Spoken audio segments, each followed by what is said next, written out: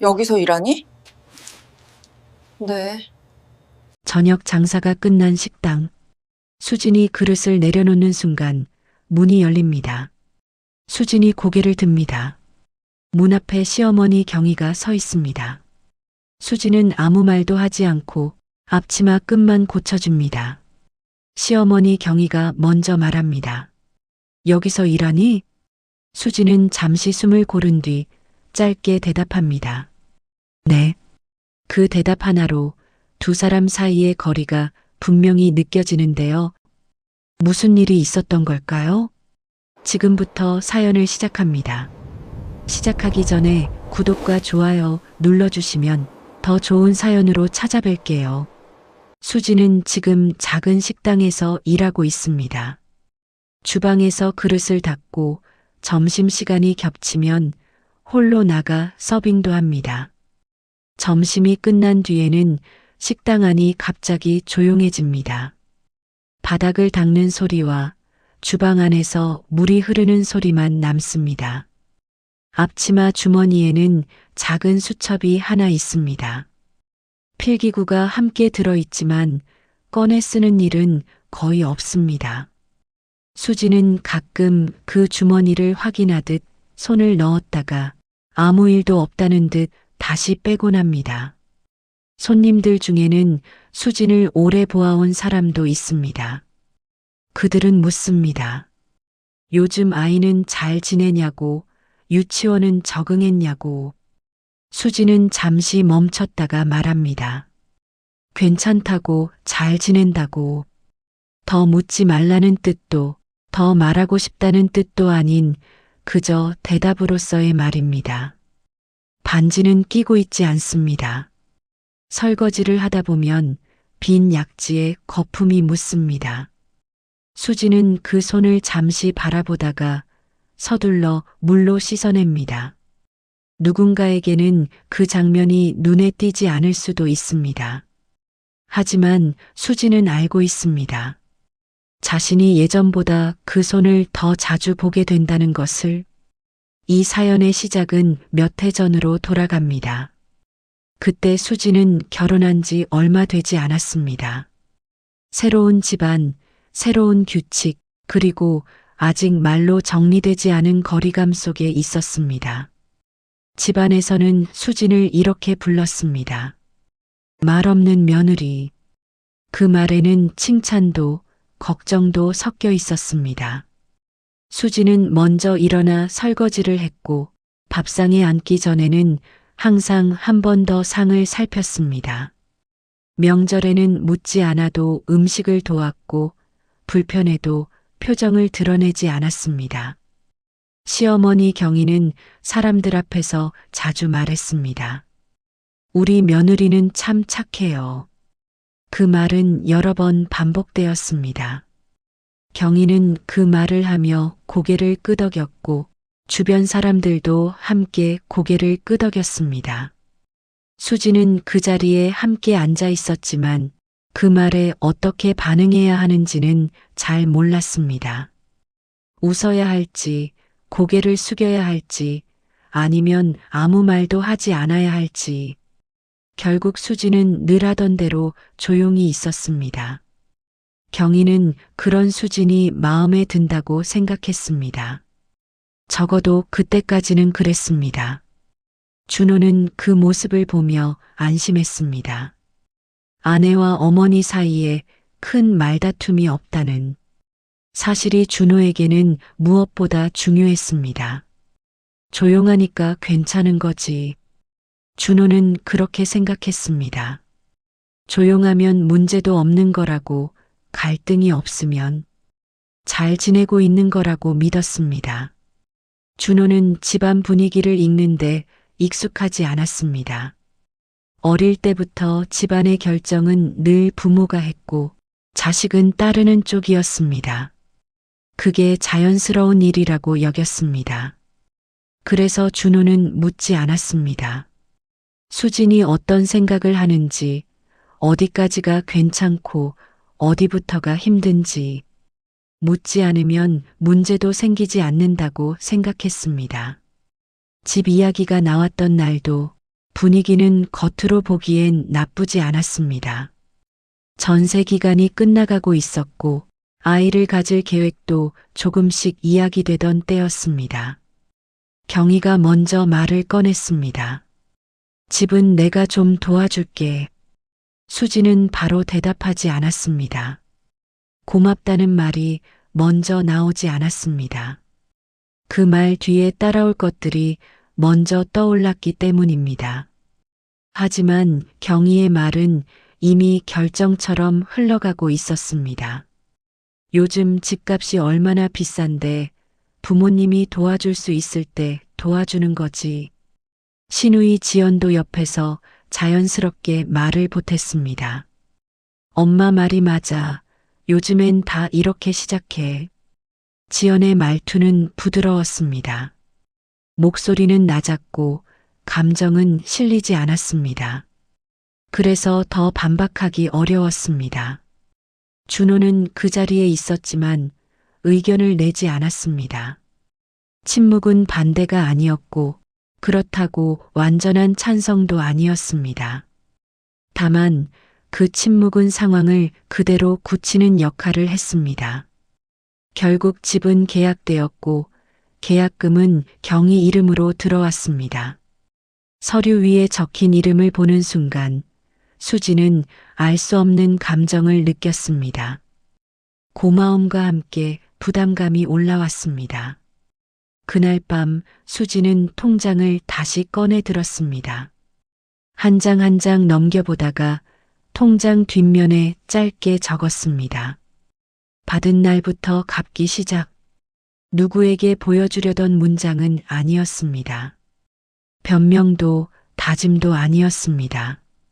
그저 마음속에서 정리되지 않던 감정을 글자로 옮긴 것뿐이었습니다. 이사한 집은 새집 냄새가 났습니다. 처음 며칠은 평온했습니다. 경희는 자주 오지 않았고 올 때마다 필요한 것만 챙겨주고 돌아갔습니다. 수지는 마음을 놓으려 했습니다. 괜한 걱정이었을지도 모른다고 생각했습니다. 하지만 시간이 지나면서 경희의 말은 하나씩 늘어나기 시작했습니다. 이 구조는 별로다. 아이 방은 이쪽이 낫다. 그 인테리어는 오래 못 간다. 수지는 고개를 끄덕이며 크게 반대하지 않았습니다. 괜히 분위기를 흐리고 싶지 않았습니다. 시누이 지연은 그럴 때마다 말을 정리해 주었습니다. 엄마가 괜히 그러는 거 아니야. 큰 돈이 들어갔으니까 신경 쓰이는 거지. 지연의 말은 언제나 같은 방식으로 끝났습니다. 현실적으로 생각해봐. 그 말은 대화를 닫는 역할을 했습니다. 더 이야기해도 소용없다는 뜻처럼 들렸습니다. 아이 서준이 태어나고 나서는 경희의 방문이 잦아졌습니다. 경희는 손주를 정말 예뻐했습니다. 안아주고 먹여주고 사진을 찍어 주변에 보여줬습니다. 경희의 휴대전화에는 손주 사진이 가득했습니다. 내가 키워도 되겠다. 농담처럼 던진 말이었지만 수지는 웃지 못했습니다. 그 말이 마음에 오래 남았습니다. 아이의 일상에도 경희의 말이 하나씩 들어오기 시작했습니다. 이건 먹이면 안 된다. 울면 안아주지 마라. 애는 좀 강하게 키워야 한다. 수지는 아이를 안고 말했습니다. 요즘은 이렇게 키우기도 해요, 어머님. 경희는 잠시 수진을 보다가 말했습니다. 내가 애들 키워봤어. 그 말로 대화는 끝났습니다. 수지는 여전히 말이 많지 않았습니다. 집안에서는 여전히 착한 며느리였습니다. 그러던 어느 날 어린이집에서 전화가 왔습니다. 원장 이정미였습니다. 서준 어머님, 시간 괜찮으시면 잠깐 뵐 수 있을까요? 원장은 말을 고르며 설명했습니다.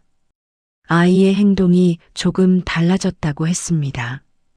특히 할머니가 오시는 날 전후로 말입니다. 서준이가요, 할머니 오시는 날만 되면 배가 아프다고 합니다. 수지는 그 말을 바로 이해하지 못했습니다. 다시 묻지도 않았습니다. 원장은 상담 기록지를 내밀었습니다. 아이 말이 그대로 적혀 있었습니다. 할머니는 사랑인데 무섭다. 수지는 그 종이를 한참 보고 있었습니다. 소리가 나지 않는 문장이었지만 머릿속에서는 계속 맴돌았습니다. 그날 저녁 수지는 준호에게 조심스럽게 말했습니다. 경희 이야기는 최대한 줄여 어린이집 원장과의 대화 내용을 꺼냈습니다. 준호는 잠시 듣다가 말했습니다. 엄마가 뭘 잘못했겠어. 너무 예뻐해서 그러는 거지. 지연도 통화로 같은 말을 했습니다. 수진 씨, 너무 예민한 거 아니야? 우리 엄마는 다 이유가 있어. 수지는 더 말하지 않았습니다. 설명하려던 말은 그 자리에서 끝났습니다. 그날 이후로 수지는 아이 앞에서 경희의 말을 더 자주 돌리려 했습니다. 그리고 그만큼 집안의 공기는 조금씩 무거워졌습니다. 이때부터 수지는 느끼기 시작합니다. 이 집에서는 말을 하면 문제가 되고 말을 하지 않으면 그냥 넘어간다는 것을, 그리고 자신이 선택해온 방식이 어떤 결과로 이어질지 아직은 알지 못한 채로 말입니다. 집안의 공기는 어느 순간부터 달라지고 있습니다. 어느 날 갑자기 변한 것은 아닙니다. 누가 소리를 높인 적도 없고 큰 싸움이 있었던 것도 아닙니다. 다만 말이 늘어납니다. 그리고 그 말들은 조금씩 같은 방향을 가리키기 시작합니다. 시어머니 경희는 예전보다 집에 자주 옵니다. 처음에는 미리 연락을 했지만 점점 연락 없이 들르는 날도 생깁니다. 근처에 왔다가 들렀다. 경희는 늘 같은 말로 들어옵니다. 수지는 그 말을 들을 때마다 고개를 끄덕이며 문을 엽니다. 경희의 손에는 항상 무언가가 들려 있습니다. 반찬통, 과일 봉지, 아이 옷이 담긴 쇼핑백. 필요 없는 것은 없습니다. 수지는 그것들을 받아들며 감사하다고 말합니다. 그 말에는 진심이 있습니다. 경희가 시간과 돈을 쓰고 손주를 생각했다는 걸 알고 있기 때문입니다. 하지만 고맙다는 말이 쌓일수록 수진의 마음은 이상하게 무거워집니다. 받은 것이 많아질수록 돌려줘야 할 것이 늘어나는 느낌이 듭니다. 경희는 물건을 내려놓은 뒤 집안을 천천히 둘러봅니다. 소파, 식탁, 아이 장난감, 커튼. 시선이 오래 머무는 곳이 점점 많아집니다. 집이 좀 어수선하네. 아이 장난감이 너무 많다. 이 소파는 허리가 아프겠다. 말은 가볍게 던지는 것처럼 들립니다. 하지만 그 말에는 방향이 있습니다. 수지는 그 방향이 자신을 향하고 있다는 걸 느낍니다. 수지는 그 말을 기억해 둡니다. 경희가 돌아간 뒤 장난감을 줄이고 가구 위치를 바꾸고 커튼을 다시 답니다. 그렇게 하면 다음번에는 말이 줄어들 거라 생각합니다. 하지만 말은 줄지 않습니다. 정리하면 다른 말이 나오고 바꾸면 또 다른 지적이 이어집니다. 수지는 점점 깨닫기 시작합니다.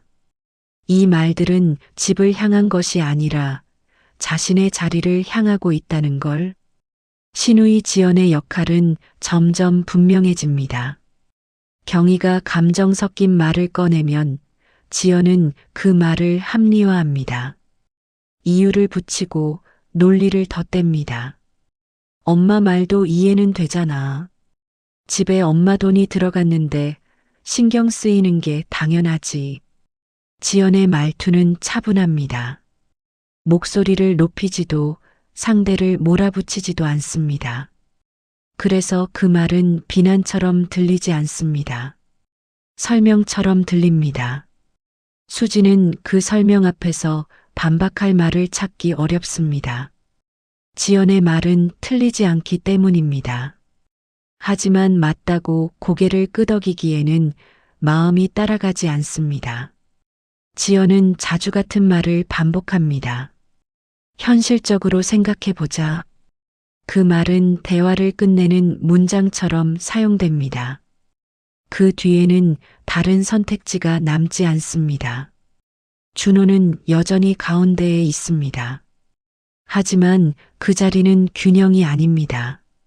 어느 쪽도 완전히 막지 않는 자리입니다. 수진이 말을 꺼내면 준호는 잠시 듣다가 말합니다. 엄마도 나쁜 뜻은 아니잖아. 누나 말도 틀린 건 아니고.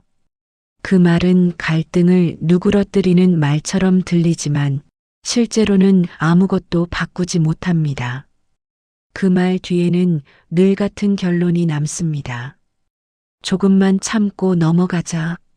수지는 그 말을 들을 때마다 자신이 참고 있는 것이 무엇인지 점점 헷갈리기 시작합니다.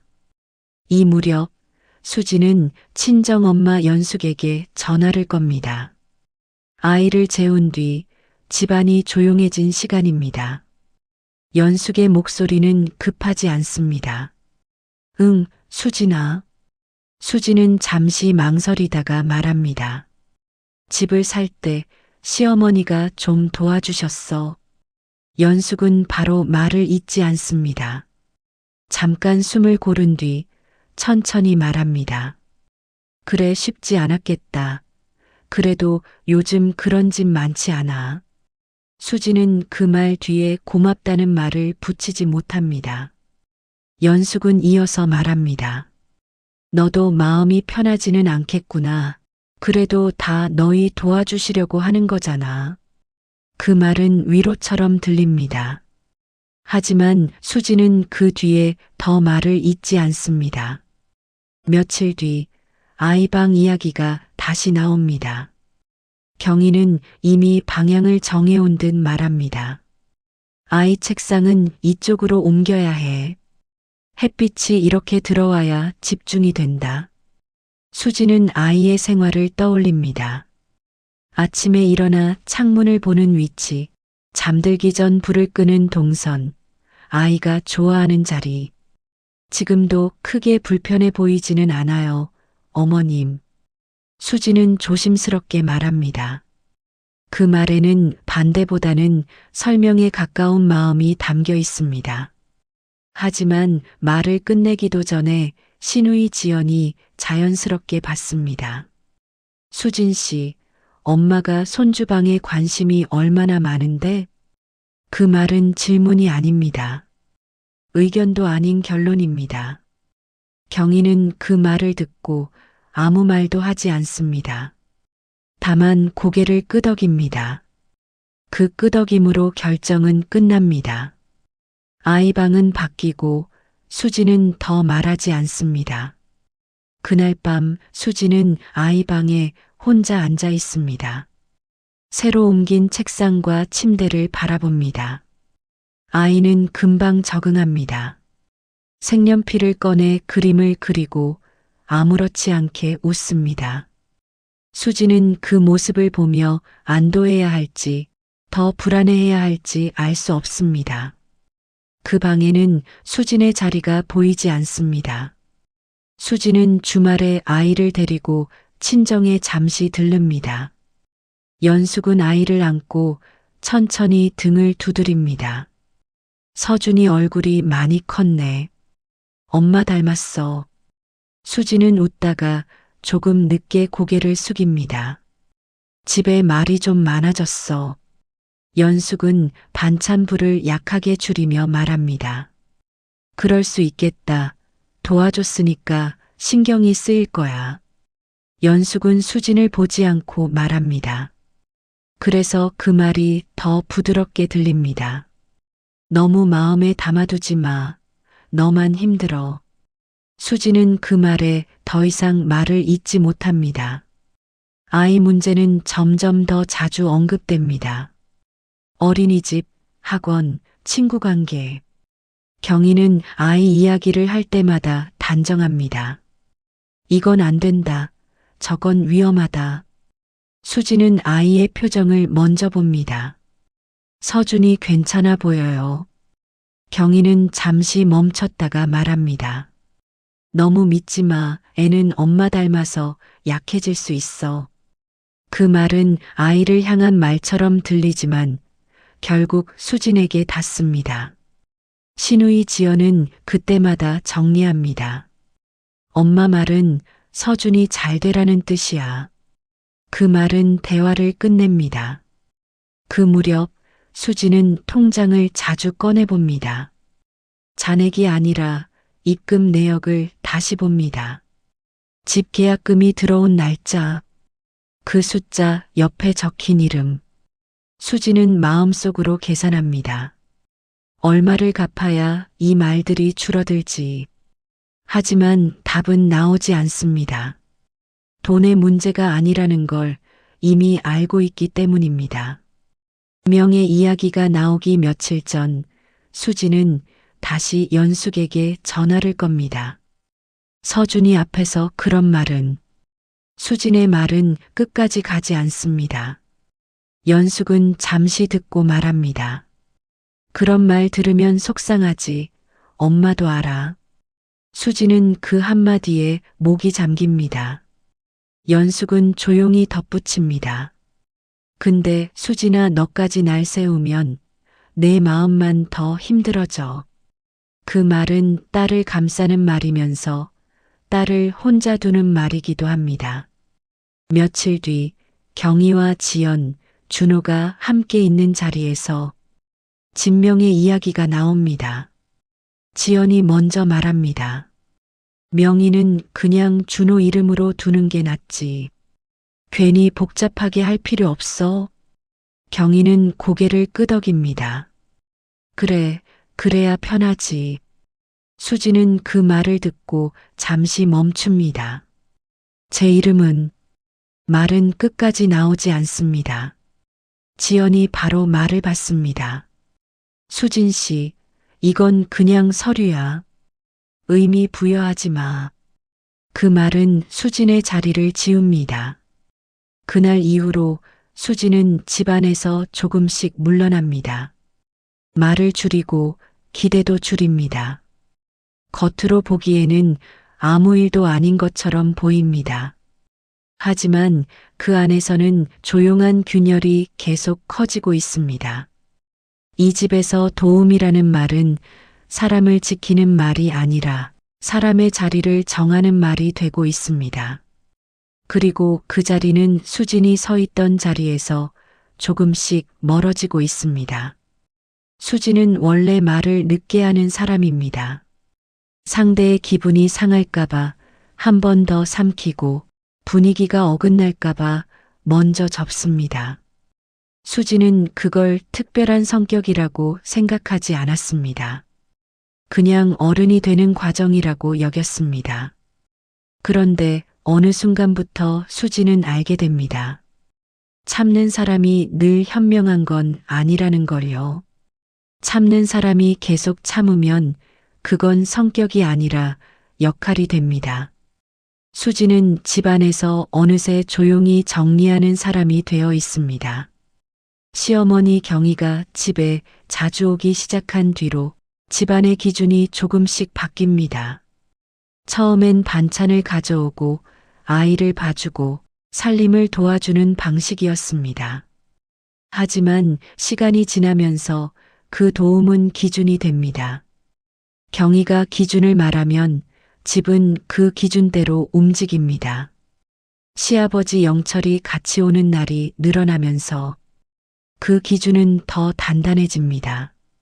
시아버지 영철은 말을 많이 하지 않습니다.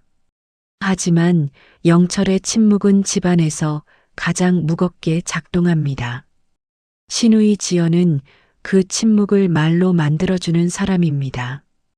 경희의 말에 논리를 붙이고 영철의 침묵에 명분을 얹습니다. 준호는 그 사이에서 크게 만들지 말자는 말로 마무리합니다. 그 말은 중재처럼 들리지만 결과적으로는 기존 질서를 그대로 둡니다. 어느 날 경희는 서류 봉투를 들고 옵니다. 준호가 퇴근하기 전이었고 수진은 아이를 씻기고 있었습니다. 수진이 수건으로 아이 머리를 닦고 있을 때 경희가 말을 꺼냅니다. 경희의 목소리는 평소보다 정리되어 있습니다. 명의는 준호 이름으로 정리하자. 수진은 잠시 말을 멈춥니다. 수진은 크게 욕심을 내고 싶지 않았습니다. 하지만 그 말은 이상하게 마음을 긁습니다. 함께 산 집인데 서류에서 자신이 빠지는 느낌이 들었기 때문입니다. 수진은 조심스럽게 묻습니다. 제 이름은 들어가지 않는 거예요? 경희는 바로 대답합니다. 망설임이 없습니다. 그럴 필요가 없지. 괜히 복잡해진다. 수진은 그 복잡해지는 이유가 무엇인지 바로 묻지 못합니다. 대신 준호를 한번 보고 준호는 잠시 서류를 보다가 말합니다. 엄마 말이 맞아. 명의는 그냥 내 걸로 두자. 수진은 속이 빈 웃음이 나옵니다. 웃고 싶어서가 아니라 지금 울면 더 일이 커질 것 같아서입니다. 수진은 낮게 말합니다. 그럼 나는 이 집에서 뭐야? 준호는 대답 대신 한숨을 쉽니다. 그리고 늘 하던 말을 꺼냅니다. 너무 깊게 생각하지 마. 다들 이렇게 해. 그 말이 끝나자 수진은 더 말하지 않습니다. 이 자리에서 더 말하면 복잡하게 만드는 사람이 자신이 될 것을 알고 있습니다. 그날 밤 수진은 아이를 재우고 혼자 거실에 앉아 있습니다. 서류 봉투는 식탁 한쪽에 놓여 있습니다. 수진은 봉투를 열지 않습니다. 봉투를 여는 순간 마음이 더 확실해질 것 같아서입니다. 며칠 뒤 시어머니 경희는 학원 이야기를 꺼냅니다. 아이를 위해서라는 말로 시작합니다. 경희는 수진에게 말합니다. 서준이는 수영도 하고 영어도 하고 학습지도 해야지. 요즘 애들은 그렇게 키워야 해. 수진은 아이를 보며 말합니다. 수진의 말은 조심스럽습니다. 서준이는 아직 너무 많이 하면 힘들어요, 어머니. 신우이 지연이 바로 받습니다. 지연은 수진의 말을 감정으로 분류합니다. 힘든 건 잠깐이야. 지금 안 하면 나중에 더 힘들어. 시아버지 영철은 말을 하지 않습니다. 다만 수진이 말하는 동안 젓가락이 멈춥니다. 그 멈춤이 기준이 됩니다. 준호는 수진을 보지 않고 말합니다. 일단 시켜보자. 싫어하면 그때 조절하면 되잖아. 수진은 그 말 속에서 조절이 실제로는 일어나지 않는다는 걸 알고 있습니다. 한번 시작하면 기준이 되고 기준은 잘 내려오지 않습니다. 아이 앞에서 경희가 말합니다. 엄마 말 듣지 말고 할머니 말 들어. 할머니가 서준이 잘 되라고 하는 거야. 수진은 그 말을 멈추고 싶습니다. 아이의 얼굴이 굳는 걸 보았기 때문입니다. 수진은 조심스럽게 말합니다. 어머님, 아이 앞에서는. 하지만 그 말은 끝까지 가지 못합니다. 시아버지 영철이 낮게 말합니다. 영철의 말은 짧고 단호합니다. 그만. 수진은 그 그만이 누구를 향한 말인지 바로 알아듣습니다. 경희를 멈추라는 말이 아니라 수진을 멈추라는 말입니다. 수진은 입을 다뭅니다. 아이의 손을 잡고 물을 따릅니다. 수진은 그 순간 마음속으로 한 가지를 적어둡니다. 이 집에서 아이 앞은 안전장치가 아니라는 걸요. 식탁에 모두가 모인 날 서준은 밥을 먹다가 자꾸 수진을 봅니다. 경희는 서준의 밥그릇을 보고 말합니다. 밥 더 떠야지. 수지는 말없이 밥을 뜹니다. 서준은 숟가락을 들고도 한참을 먹지 않습니다. 경희가 다시 말합니다. 왜 안 먹어? 서준은 작게 말합니다. 배 안 고파? 그 말이 끝나자 공기가 바뀝니다. 경희의 목소리가 낮아집니다. 배 안 고프긴 왜 안 고파? 요즘 애가 너무 풀어졌네. 수지는 긴장되어 올라가 있는 아이의 어깨를 봅니다. 수지는 조심스럽게 말합니다. 서준이가 지금은 먹고 싶지 않나 봐요, 어머니. 경희는 수진을 똑바로 봅니다. 내가 틀린 말 했니? 잠시 정적이 흐릅니다. 그때 시아버지 영철이 처음으로 입을 엽니다. 영철의 목소리는 낮고 단정합니다. 애는 단단하게 키워야 한다. 신우이 지연이 바로 이어받습니다. 맞아. 지금부터 습관 안 잡으면 나중에 더 힘들어. 준호도 그 흐름을 막지 않습니다. 서준아 좀 더 먹어보자. 수지는 그 순간 알게 됩니다. 이 집에서 자신의 말은 토론이 아니라 조정 대상이라는 거요. 서준은 숟가락을 내려놓고 말합니다. 나 집에 갈래. 문이 닫히고 집은 다시 조용해집니다. 하지만 그 조용함은 편안한 조용함이 아닙니다. 아이의 자리가 사라지는 조용함입니다. 그날 밤 수진은 준호에게 말합니다. 수진의 목소리는 낮지만 분명합니다. 당신은 항상 아버님 뒤에 서 오늘도 그랬어. 준호는 잠시 침묵하다 말합니다. 괜히 이를 키우지 말자. 수진은 바로 묻습니다. 나는 그럼 누구 편이야? 서준이는 누구 편이야? 준호는 짧게 말합니다. 편 가르지 말자, 가족끼리. 수진은 그 가족이라는 단어가 자신을 묶는 끈처럼 느껴집니다. 수진은 다시 말합니다. 가족이면 아이 앞에서 그런 말 못하게 막아야지. 왜 나만 참아야 해?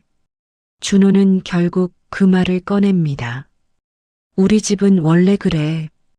그 말이 나오는 순간 수지는 더 이상 말을 잇지 않습니다. 원래라는 말은 바꾸지 않겠다는 말이기 때문입니다. 그리고 수지는 그 말이 준호의 입에서 나온 게 아니라 영철의 침묵에서 나온 말이라는 것도 압니다. 수지는 여기까지도 참을 수 있었습니다. 수지는 자신이 불편한 걸 참고 사는 법을 이미 알고 있습니다. 수지는 큰 싸움을 만들지 않는 법도 알고 있습니다. 그런데 아이는 다릅니다. 아이는 참는 법이 아니라 눈치 보는 법을 배우고 있습니다. 며칠 뒤 서준은 거실로 물을 마시러 나왔다가 어른들이 모여 있는 걸 보고 발걸음을 멈춥니다. 수진이 괜찮다고 손짓하자 서준이 조심스럽게 묻습니다. 엄마, 지금 나가도 돼? 수진은 그 말에 숨이 멎는 것 같습니다. 집에서 물을 마시러 나오는 일에 허락을 구하는 아이가 되어버렸기 때문입니다. 그날 밤 수진은 아이가 잠든 얼굴을 오래 봅니다. 잠든 얼굴이 낮보다 편안합니다. 수진은 그 얼굴을 보며 처음으로 분명하게 생각합니다. 자신은 참을 수 있습니다. 하지만 아이가 이런 공기를 정상으로 배우게 둘 수는 없습니다. 이혼이라는 단어가 그때 처음으로 감정이 아니라 판단으로 떠오릅니다. 수진에게 이혼은 도망이 아닙니다. 아이에게 다른 기준을 보여주기 위한 선택지입니다. 수진은 그 결심을 누구에게도 말하지 않습니다. 말하면 막힐 것을 알고 있기 때문입니다. 시어머니 경희는 배은망덕이라고 말할 것이고, 신우이 지연은 현실을 말할 것이고, 시아버지 영철은 짧게 그만이라고 말할 것이고, 남편 준호는 설마라고 웃으며 넘길 것입니다. 수지는 대신 정리를 시작합니다. 통장을 보고 아이명의 적금을 확인합니다. 지금 당장 손에 쥘 수 있는 것과 없는 것을 나눕니다. 그리고 현실적인 생각도 합니다. 아이와 둘이 살려면 돈이 필요합니다. 수지는 일을 다시 해야 합니다. 그 일이 어떤 일이든 상관없다고 생각합니다. 지금은 체면이 아니라 생활이 먼저입니다. 수지는 그 생각을 하면서 낯설게 마음이 차분해집니다.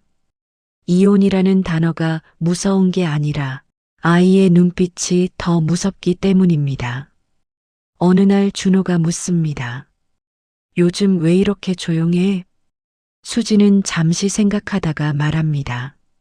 생각할 게 있어서. 준호는 웃으며 말합니다.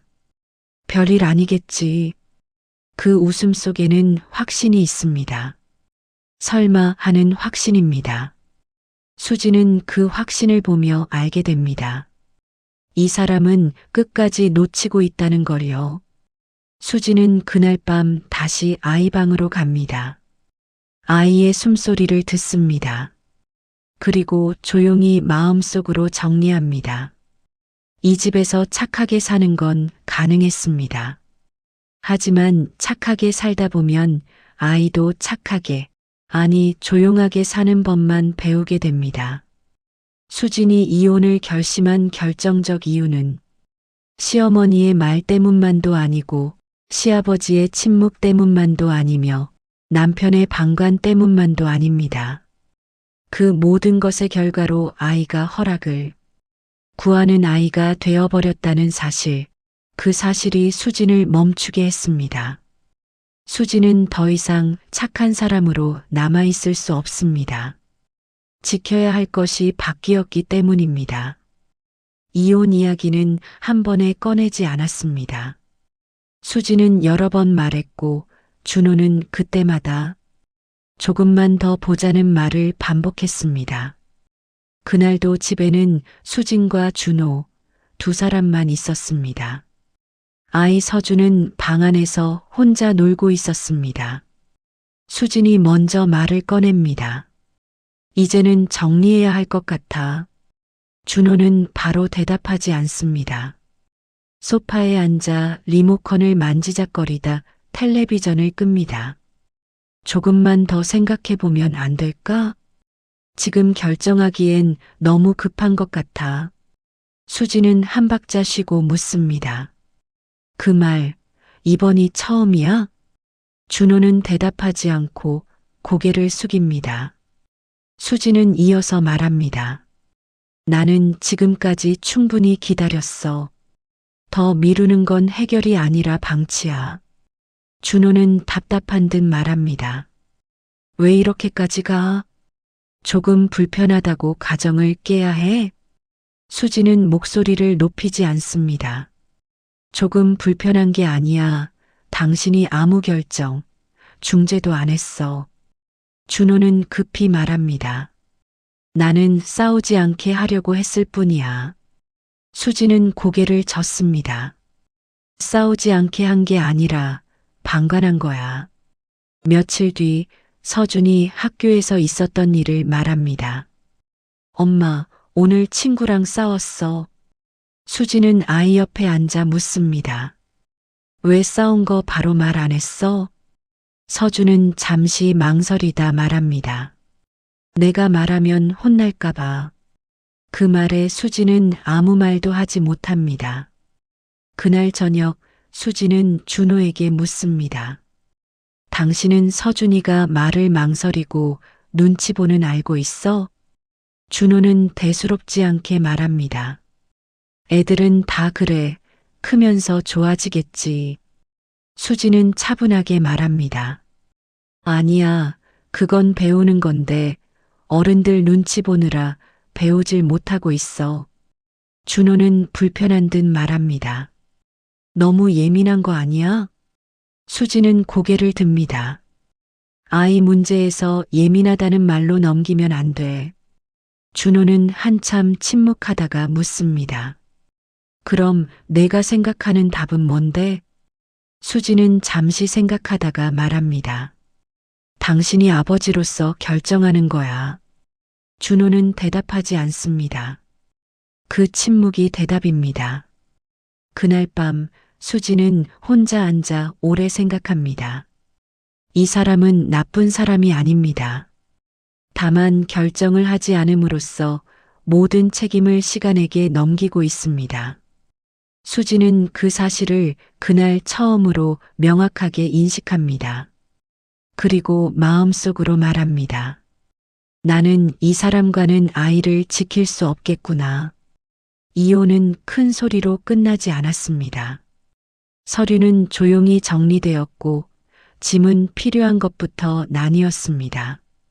아이의 하루는 어른들의 갈등과 상관없이 계속 흘러갔습니다. 그리고 지금 수지는 그 이후의 시간을 살고 있습니다.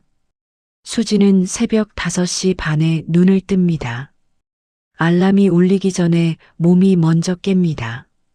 작은 부엌에서 냉장고 문을 열면 몸을 틀어야 하고 가스레인지 앞에 서면 싱크대가 바로 닿습니다. 수지는 이 공간을 빠르게 훑어봅니다. 정리되지 않은 곳이 없는지, 아이에게 위험한 건 없는지부터 확인합니다. 도시락 반찬은 단출하지만 빠뜨리는 건 없습니다. 서준이 좋아하는 것보다 지금 먹기 쉬운 걸 먼저 넣습니다. 서준을 깨웁니다. 서준아, 일어나야지. 서준은 이불을 더 끌어당기며 말합니다. 10분만 더. 수지는 재촉하지 않습니다. 알았어. 그 다음엔 씻어야 해. 서준은 고개를 끄덕입니다. 서로가 시간을 알고 있습니다. 아침 8시 수지는 식당 문을 엽니다. 문을 여는 순간 기름 냄새와 전날 남은 열기가 느껴집니다. 주방과 홀은 완전히 분리되어 있지 않습니다. 손님들의 말소리와 의자 끄는 소리가 그대로 들립니다. 수지는 앞치마를 메고 손을 씻습니다. 손놀림은 빠르고 동작은 단정합니다. 점심시간이 되자 주문이 한꺼번에 밀립니다. 홀에서 목소리가 들립니다. 여기 주문한 지 꽤 됐는데요. 수지는 불 앞에서 접시를 뒤집고 소스를 확인합니다. 잠시 뒤 목소리가 다시 들립니다. 아직도 안 나왔어요? 수지는 불을 줄이고 홀을 봅니다. 어떤 테이블인지 바로 파악합니다. 수지는 접시를 내려놓고 홀로 나갑니다. 죄송해요. 주문이 한꺼번에 들어와서 조금만 더 기다려주시면 바로 나갈 것 같아요. 손님은 팔짱을 낀 채 말합니다. 기다리라는 말은 누구나 하죠. 손님 시간은 생각 안 하세요? 수지는 시선을 피하지 않습니다. 말씀 맞아요. 기다리게 해드린 건 저희가 잘못했어요. 그리고 덧붙입니다. 지금 나가는 음식은 대충 만든 게 아니에요. 조금 늦었지만 제대로 나갈 거예요. 손님은 코웃음을 치지만 더 말하지 않습니다. 잠시 뒤 음식이 나가고 손님은 말없이 먹습니다. 계산대 앞에서 손님이 말합니다. 아까는 죄송했어요. 수지는 짧게 말합니다. 아닙니다. 감사해요. 점심 피크가 끝나갈 즈음 다른 손님이 접시를 밀며 말합니다. 이거요. 아까 먹던 거랑 조금 다른데요? 수지는 접시를 봅니다. 어떤 부분이 불편하셨어요? 손님은 잠시 망설입니다. 그냥 제가 알던 맛이 아니라서요. 수지는 고개를 끄덕입니다. 그럼 다시 만들어 드릴게요. 손님은 당황합니다. 아니, 그런 뜻은 아니고요. 수지는 접시를 들며 말합니다. 불편하셨다면 그게 맞는 것 같아요. 주방으로 돌아온 수진을 보고 동료가 말합니다. 굳이 다시 안 만들어도 됐을 텐데요. 수지는 불 앞에서 말합니다. 불편하다고 느끼신 건 사실이니까요. 동료는 수진을 봅니다. 수진 씨는 늘 책임질 쪽을 본인이 가져가네요. 수진은 대답하지 않습니다. 프라이팬을 흔들며 불을 조절합니다. 저녁 장사가 끝나고 주방이 조용해집니다. 수진은 앞치마를 풀고 의자에 앉습니다. 손이 조금 떨립니다. 피곤해서가 아니라 긴장이 풀렸기 때문입니다. 수진은 물을 한 모금 마시고 시계를 봅니다. 이제 아이를 데리러 갈 시간까지 얼마 남지 않았는지 머릿속으로 계산합니다. 수진은 다시 일어섭니다. 지금은 앉아 있을 시간이 아닙니다. 그때 식당 문 쪽에서 기척이 느껴집니다. 수진은 고개를 들고 시어머니 경희의 얼굴을 본 순간 그날 일이 떠오릅니다. 아직 이혼이라는 말을 입에 올리기 전 끝까지 참아보겠다고 마음먹고 있었던 날. 아이 앞에서 말을 삼키고 고개를 숙이고 그래도 한 번만 더 넘겨보자고 했던 그날입니다. 수지는 지금 이 자리에 서 있지만 기억은 그날로 돌아갑니다. 특별한 계기가 있어서가 아니라 지금의 선택에 후회를 남기고 싶지 않아서입니다. 크게 싸운 적은 없었습니다. 고함을 지른 날도 없었고 서로 등을 돌리고 문을 쾅 닫은 적도 없었습니다. 대신 말이 끝나지 않는 날들이 계속 이어졌습니다. 수지는 확실히 선을 두자고 말했고 준호는 조금만 더 두고 보자고 말했습니다. 그 말이 하루 이틀이 아니라 몇 년이었다는 걸 수지는 나중에서야 셉니다. 그때도 수지는 지금처럼 조용히 말했습니다. 이제는 결정을 해야 할 것 같아. 준호는 그 말이 나오면 늘 같은 반응을 보였습니다. 왜 이렇게 급해? 조금만 더 지켜보면 안 돼? 그 말은 싸우지 않겠다는 말처럼 들렸지만 실은 아무것도 책임지지 않겠다는 말이었습니다. 수지는 그걸 바로 지적하지 않았습니다. 그때의 수지는 아직 설명하면 달라질 수 있다고 믿었기 때문입니다. 서준이 유치원에서 연락을 받아온 날이었습니다. 수지는 저녁 준비를 하다 말고 식탁 위에 서류를 올려놓습니다. 오늘 선생님한테 전화 왔어. 준호는 소파에 앉은 채 고개만 듭니다. 뭐래? 수지는 서류를 넘기며 말합니다. 요즘 애가 말수가 줄었대. 친구들이랑도 조금 떨어져 있고. 준호는 대수롭지 않게 말합니다. 그 나이 애들 원래 그래. 수지는 그 말을 흘려넘기지 않습니다. 선생님은 환경이 바뀐 게 있냐고 물어보셨어. 주말마다 집이 바뀌는 것도 아이한테는 부담일 수 있대. 그 말에 준호의 표정이 잠깐 굳습니다. 그 얘기가 왜 나와? 수지는 아이 방 쪽을 한번 보고 다시 말합니다.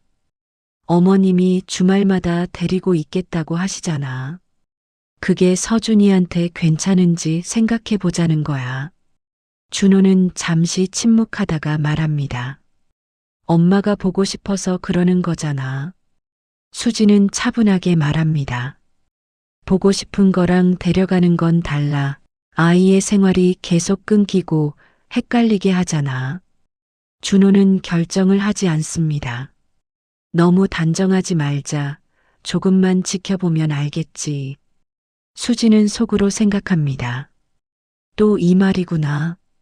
시어머니의 요구가 전달됐을 때 며칠 뒤 시어머니 경희에게서 준호에게 전화가 옵니다. 거실에서 수진도 그 통화를 듣고 있습니다. 그래, 엄마 응 알겠어. 통화를 끊은 뒤 수진이 묻습니다. 무슨 얘기였어? 준호는 잠시 머뭇거리다 말합니다. 이번 주말에 서준이 데리고 오라네. 수지는 바로 묻습니다. 당신은 뭐라고 했어? 준호는 시선을 피하며 말합니다. 아직 답은 안 했어. 수지는 조용히 묻습니다. 그럼 결정권은 누구한테 있어? 준호는 대답하지 못합니다. 엄마도 너도. 수지는 말을 끊습니다. 서준이는? 준호는 아이 방을 바라봅니다. 서준이는 아직 어려서. 수지는 분명하게 말합니다. 그래서 어른이 정해야 해, 지금. 준호는 한숨을 쉬며 말합니다. 너무 딱 잘라 말하지 마. 내가 잘 얘기해 볼게. 그 순간 수지는 확신합니다. 이 사람은 끝내 정리하지 않을 거구나. 결국 주말이 옵니다. 그날 수지는 처음부터 싸울 생각이 없었습니다. 오히려 가능하면 넘기고 싶었습니다. 아이 앞이었고 또 한 번만 참으면 될 것 같았기 때문입니다. 시댁에 도착했을 때 시어머니 경희는 서준을 안으며 말합니다. 아이고, 우리 서준이 왔네. 수지는 그 말에 아무 대답도 하지 않습니다. 대신 아이 신발을 벗겨주고 조용히 안으로 들어옵니다. 식탁에 앉자 경희가 말을 꺼냅니다. 요즘 애가 좀 마른 것 같더라. 수지는 고개를 끄덕입니다. 키 크는 시기라 조금 그래요. 경희는 한 번 더 말을 얹습니다. 그래도 집에서는 잘 먹여야지. 수지는 그 말을 받아줍니다. 네 어머님, 더 신경 쓸게요. 시누이 지연이 옆에서 말을 받습니다. 요즘 애들은 엄마가 너무 예민하면 더 안 먹어. 수지는 이때도 웃습니다. 그럴 수도 있죠. 이 정도는 넘길 수 있다고 생각합니다. 식사가 이어지면서 말은 조금씩 선이 흐려집니다. 지연이 말합니다. 서준이는 주말마다 여기 오는 게 낫지 않을까? 수지는 바로 반박하지 않습니다. 아이 일정이 있어서 쉽진 않아요. 경희가 말을 받습니다. 그래도 할머니 얼굴 봐야지. 집에만 있으면 답답해. 수지는 숨을 고르고 말합니다. 가끔은 괜찮지만 매주는 힘들 것 같아요. 지연은 웃으며 말합니다. 힘들다기엔 좀 과한 거 아니야? 그 말에 수진의 손이 잠깐 멈춥니다. 하지만 아직은 말하지 않습니다. 경희가 준호를 봅니다. 준호는 어떻게 생각하니? 수진도 준호를 봅니다. 이번에는 정리해 주길 기대합니다. 준호는 잠시 머뭇거리다 말합니다. 다들 좋은 뜻으로 하는 말이니까 너무 예민하게 받아들이지 말자. 그 말에 수진의 얼굴에서 미소가 사라집니다. 하지만 아직은 참습니다. 지연이 서준이를 보며 말합니다. 이렇게 키우다가는 나중에 힘들어져. 차라리 여기서 좀 맡겨 키우는 게. 그 말이 끝나기도 전에 경희가 덧붙입니다. 그러니까 집안에서 키워야지. 그 순간 수지는 서준의 손이 자기 옆에서 움찔하는 걸 느낍니다. 수지는 조용히 말합니다. 아이 앞에서는 그런 말 하지 말아주세요. 경희는 대수롭지 않게 말합니다. 어릴 때부터 알아야지. 그 말이 마지막이었습니다. 수지는 숟가락을 내려놓고 천천히 말합니다. 그만하세요. 경희가 놀란 듯 봅니다. 뭐가 그만이야? 수진의 목소리는 크지 않습니다. 하지만 떨리지도 않습니다. 지금까지 참았어요. 아이 앞에서 이런 얘기 나올 때마다요. 지연이 말을 끼웁니다. 왜 이렇게 예민해? 수지는 처음으로 지연을 똑바로 봅니다. 예민한 게 아니에요. 선을 넘으셨어요. 경희가 목소리를 높입니다. 너 지금 어른들한테 뭐라고 하는 거야? 수지는 숨을 들이마시고 말합니다. 어른이면 어른답게 행동하세요. 아이를 집안의 물건처럼 말하지 마세요. 방 안이 순식간에 조용해집니다. 결정의 순간 수지는 서준의 손을 잡습니다. 서준아, 집으로 가자. 경희가 소리칩니다. 너 지금 이러고 가겠다는 거야? 수지는 뒤돌아보며 말합니다. 네, 여기까지예요.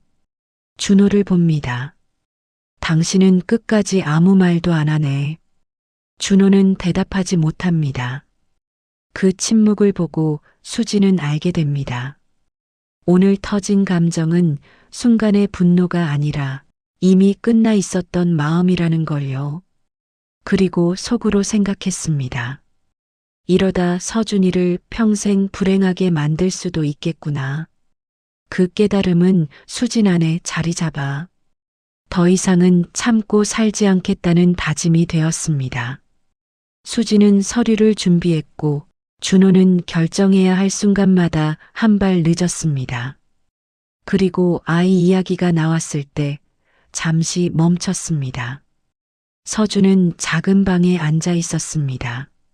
수진과 준호, 그리고 가정법원에서 나온 조사관이 조용히 서준 앞에 앉았습니다. 방 안에는 불필요한 말이 없었습니다.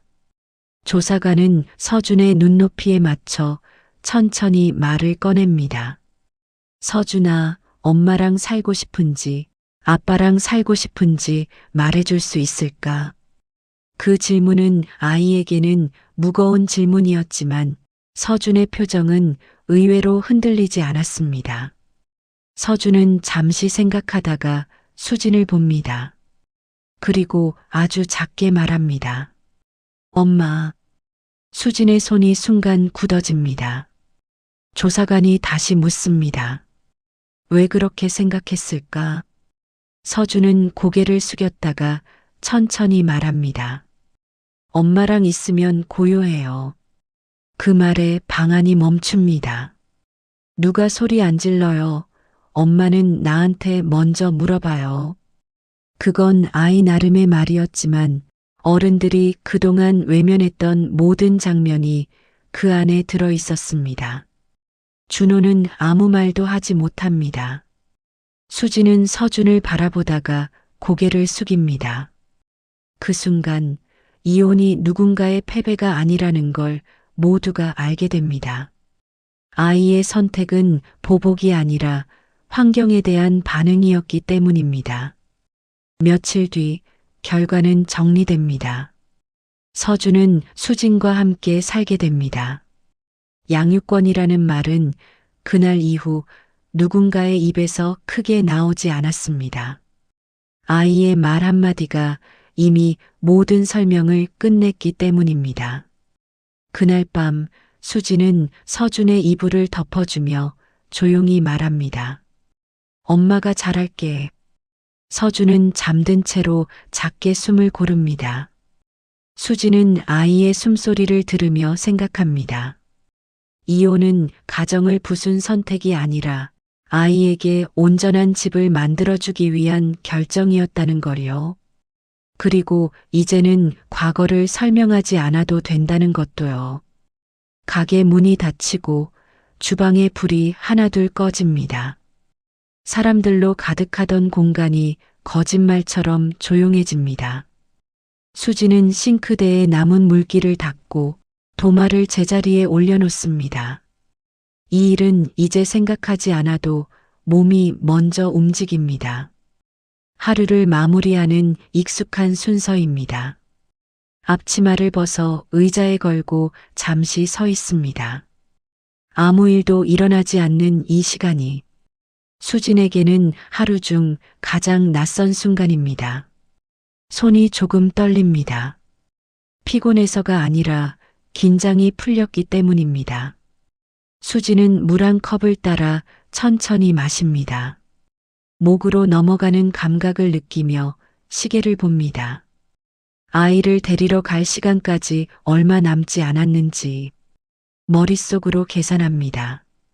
항상 하던 계산이지만 오늘은 조금 더 정확히 합니다. 수지는 다시 일어섭니다. 지금은 앉아 있을 시간이 아닙니다. 식당 일이 서둘러 마무리하지 않으면 아이가 기다려야 하기 때문입니다. 그때 시야 한쪽에 낯설지 않은 얼굴이 들어옵니다. 수지는 고개를 들고 그 얼굴을 보는 순간 행동을 멈춥니다. 시어머니였던 경희입니다. 놀라움도 반가움도 아닙니다. 한 번은 마주하게 될 거라 알고 있었던 얼굴처럼 담담합니다. 경희도 수진을 보고 잠시 멈춥니다. 여기서 일하는 거니? 질문처럼 들리지만 확인에 가깝습니다. 수지는 짧게 고개를 끄덕입니다. 네. 경희는 가게 안을 한번 훑어보고 말합니다. 생각보다 바쁘네. 수지는 그 말에 아무 대답도 하지 않습니다.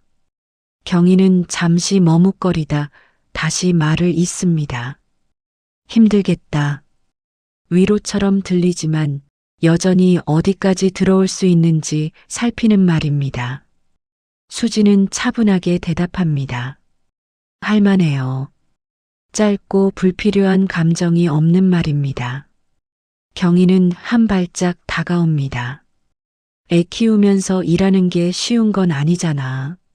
수지는 잠시 생각한 뒤 말합니다. 그래서 시간을 잘 나누고 있어요.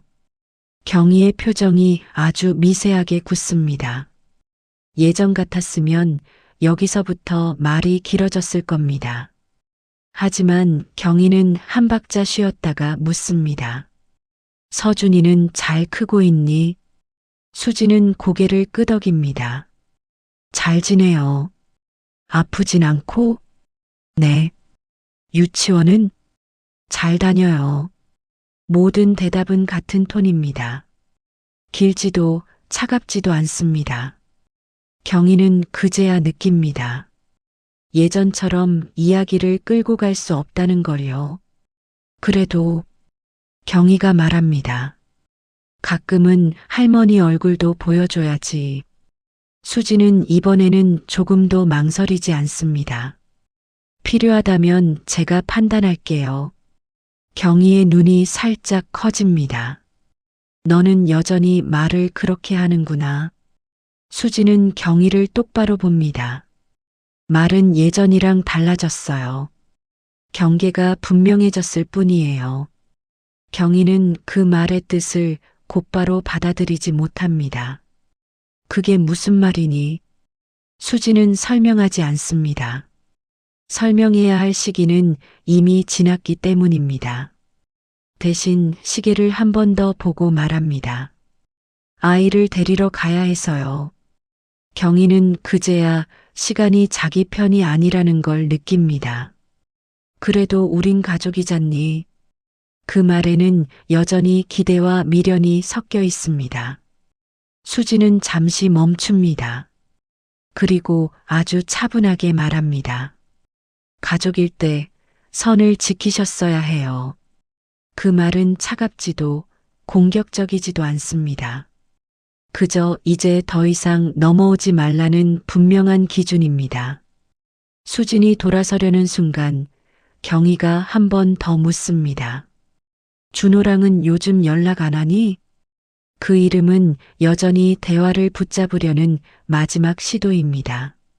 수지는 걸음을 멈추지 않은 채 말합니다. 필요한 일에만 연락해요. 경희는 잠시 말을 잇지 못하다 낮은 목소리로 말합니다. 그래도 아빠잖아. 수지는 그제야 멈춥니다. 뒤돌아보지 않고 말합니다. 그래서 아이 앞에서는 조용히 하자고 했어요. 그 말은 비난이 아니라 기준을 다시 확인하는 말입니다. 경희는 그 기준이 예전보다 훨씬 높아졌다는 걸 느낍니다. 너는 변했구나. 수지는 그 말을 부정하지 않습니다. 네, 변했어요. 짧은 인정이 경희를 더 당황하게 합니다. 예전에 수지는 설명했고 이해시키려 했고 마지막에는 미안하다고 말했습니다. 지금의 수지는 설명하지도 사과하지도 않습니다. 수지는 가방 끈을 고쳐 매고 말합니다. 늦겠습니다. 그 말에는 감정도 여지도 없습니다. 경희는 한동안 그 자리에 서 있습니다. 수진의 뒷모습이 사람들 사이로 천천히 사라집니다. 차 안에 앉은 수진은 시트를 조금 뒤로 젖히고 잠시 눈을 감습니다. 아무 생각도 하지 않으려 애쓰지 않습니다. 생각이 나면 그대로 두는 법을 이제는 알고 있기 때문입니다. 휴대폰 화면에 서준의 이름이 뜹니다. 엄마, 언제 와? 수지는 잠시 화면을 바라보다 짧게 답합니다. 지금 가. 곧이어 다시 메시지가 옵니다. 나 오늘 그림 그렸어. 수지는 미소를 짓습니다. 보여줘. 사진 속에는 집 하나와 그 옆에 서 있는 사람 둘이 그려져 있습니다. 수지는 굳이 묻지 않습니다. 누군지 설명하지 않아도 알 수 있기 때문입니다. 신호등이 바뀌고 차가 움직입니다. 수지는 운전대를 잡은 손에 힘을 주지 않습니다. 이 길은 예전에도 다녔던 길이지만 지금은 다른 목적지로 향합니다. 누군가의 기대가 아니라 아이의 하루로 돌아가는 길입니다. 수지는 속으로 한 번 더 확인합니다. 이혼은 누군가를 떠난 일이 아니라 아이에게 돌아온 일이었다는 걸요. 그리고 그 선택을 설명하지 않아도 되는 지금이 수진에게는 가장 조용한 승리라는 것도요. 유치원 문이 열리고 아이들이 하나둘 나옵니다. 서준은 수진을 먼저 발견하고 작은 가방을 흔듭니다. 엄마. 그 한마디에 수진의 얼굴이 저도 모르게 풀립니다. 서준은 수진에게 달려와 오늘 있었던 일을 한꺼번에 쏟아냅니다. 나 오늘 미끄럼틀 제일 먼저 탔어. 그리고 선생님이 잘했다고 했어. 수지는 아이의 말을 끊지 않습니다. 중간에 고치지도 않고 맞장구만 칩니다. 그랬어? 그래서 어땠어? 서준은 신이 나서 말합니다. 재밌었어. 오늘은 조용했어. 수지는 그 말을 듣고 잠시 멈춥니다. 서준이 말한 조용했다는 건 누가 소리 지르지 않았다는 뜻이고 눈치를 보지 않아도 됐다는 뜻입니다. 수지는 아이의 손을 잡고 천천히 걸어갑니다. 서준의 걸음은 가볍고 주저함이 없습니다. 그 모습만으로도 수지는 이미 충분하다고 느낍니다. 집에 도착해 신발을 벗고 들어오자 서준은 가방에서 종이 한 장을 꺼냅니다. 엄마, 이거 봐. 서툰 선으로 그린 집 하나와 사람 둘. 이건 뭐야? 서준은 아무렇지 않게 말합니다. 우리 집, 엄마랑 나. 수지는 더 묻지 않습니다. 설명이 필요 없는 그림이기 때문입니다. 저녁을 준비하는 동안 서준은 거실 바닥에 앉아 혼잣말처럼 노래를 부릅니다. 수지는 그 소리를 들으며 프라이팬을 올립니다. 집안에는 불필요한 말이 없습니다. 그 조용함이 수진에게는 오래 기다려온 풍경입니다. 아이를 씻기고 이불을 덮어준 뒤 수지는 거실에 앉습니다. 휴대폰을 집어들고 잠시 망설이다 번호 하나를 누릅니다. 친정엄마 연숙입니다. 신호음이 2번 울리고 목소리가 들립니다. 수진아. 그 한마디에 수지는 괜히 숨을 고릅니다. 엄마, 서준이 재웠어. 연숙은 바로 묻지 않습니다. 대신 차분하게 말합니다. 그래. 오늘은 어땠어? 수지는 잠시 생각하다가 말합니다. 괜찮았어. 서준이도 많이 웃었고. 연숙은 그 말만으로도 충분히 알아듣습니다. 그래, 그럼 된 거야. 수지는 작게 웃습니다. 엄마, 나 가끔 생각해. 내가 잘한 건지, 연숙은 조금도 망설이지 않고 말합니다. 지금 애가 어떻게 웃는지가 답이야.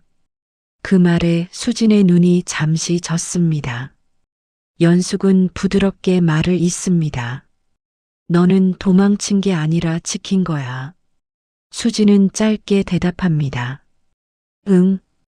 연숙은 마지막으로 말합니다. 오늘도 수고 많았다. 수진은 그 말을 듣고 휴대폰을 귀에서 뗍니다. 거실 불을 끄고 아이방 문을 조심히 엽니다. 서준은 이미 깊이 잠들어 있습니다. 수진은 아이의 숨소리를 들으며 가만히 서 있습니다. 이제는 설명하지 않아도 되고, 증명하지 않아도 되고, 허락받지 않아도 됩니다.